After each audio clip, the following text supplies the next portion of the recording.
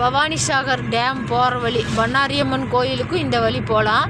இங்கே பாருங்கள், இங்கெல்லாம் காட்டு விலங்குகள், மங்கி எல்லாம் இருக்குது. இப்படியெல்லாம் கடையே போடக்கூடாதுங்க. இதை தடை பண்ணணும். கவர்மெண்ட்டு போலீஸ் எல்லாம் தடை பண்ணணும். இப்படி போட்டுடுறாங்க. கரும்பு கடை, பழக்கடை எல்லாம் போட்டுடுறாங்க. மங்கி இவங்க வாங்கி பாதி சாப்பிட்டு பாதி வீசிட்டு போயிடுறாங்க. அதை மங்கி சாப்பிட வருது. இந்த காரு, பஸ்ஸு, இந்த மாதிரி வாகனங்கள்லாம் வர்றப்ப அடிபட்டு சாகுதுங்க. இந்த மாதிரி இடத்துலையெல்லாம் தயவு செஞ்சு கடை போடாத கவர்மெண்ட்டு உத்தரவு போடணுங்க. இவங்களுடைய இதுக்காக கடை போடுறாங்க. ஆனால் எத்தனை உயிர் பாதிக்குது. இப்போ கோர்ட்டில் ஒரு உத்தரவு போட்டிருக்கிறாங்க.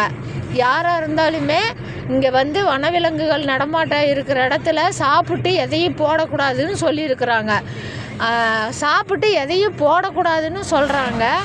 ஆனால் இந்த மாதிரி கடை வச்சு அதில் அங்கே கடையில் கொய்யா பல வகையை வாங்கி சாப்பிட்றாங்க. இங்கே வழி நடுக வீசிட்டு போகிறாங்க. அது சரியா சொல்லுங்கள் பார்க்கலாம். அது சரியா? அது காட்டு விலங்குகளை பாதிக்காதா?